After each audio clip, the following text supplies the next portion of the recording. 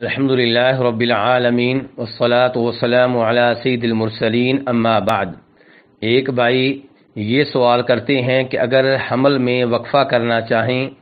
تو کتنے سالوں کے لیے یہ وقفہ کیا جا سکتا ہے؟ تو گزارش یہ ہے کہ اس میں کوئی شک و شبہ نہیں ہے کہ ایک حمل کے بعد دوسرے حمل میں وقفہ کرنا اسلام میں جائز ہے، اس میں کوئی قباحت نہیں ہے، اور اس پہ جو امور دلالت کرتے ہیں ان میں سے ایک دلیل وہ حدیث ہے جسے امام بخاری اور مسلم دونوں جناب جابر بن عبداللہ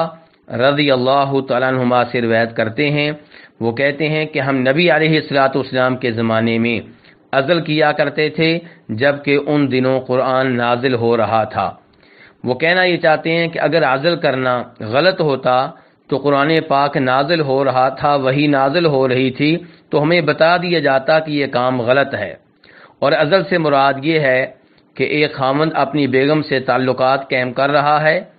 لیکن جب اس کا پانی نکلنے لگے تو وہ پانی عورت کی شرمگاہ کے باہر خارج کرے، شرمگاہ کے اندر خارج نہ کرے، اور چاہتا وہ یہ ہے کہ حمل نہ ٹھہرے بلکہ کچھ وقفہ ہو جائے۔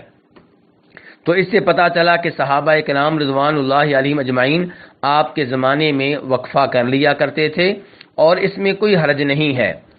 جبکہ اس کا مقصد یہ ہو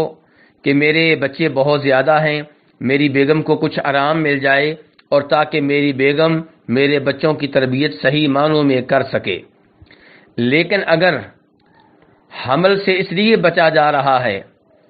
کہ خاوند یا بیوی یہ سوچتے ہیں کہ اگر بچے زیادہ ہوں گے تو رزق کہاں سے آئے گا، تو اس صورت میں وقفہ کرنا یا حمل ٹھہرنے میں رکاوٹ پیدا کرنا غلط ہوگا اور شریعت کے خلاف ہوگا،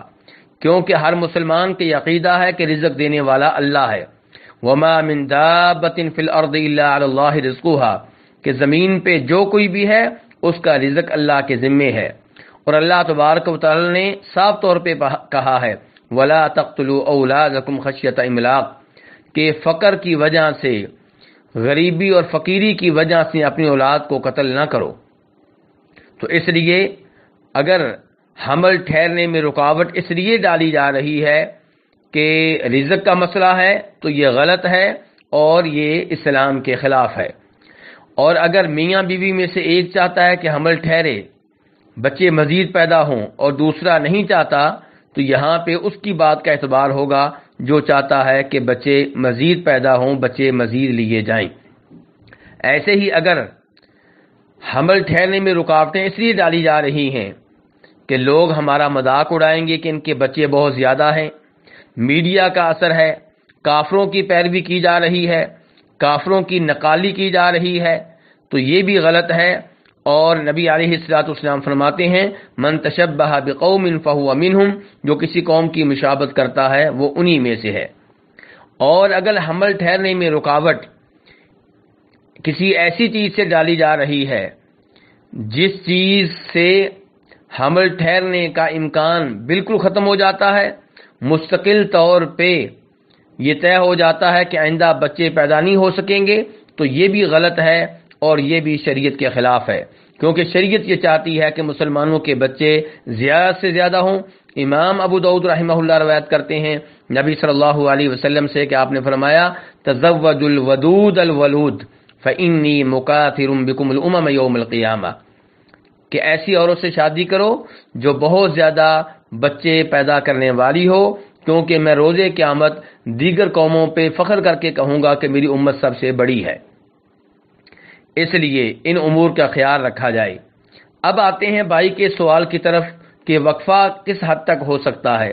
تو گزارش یہ ہے کہ وقفہ اتنا کیا جائے جتنی مصلحت ہے۔ اگر آپ سمجھتے ہیں کہ میرا چھوٹا جو بچہ ہے وہ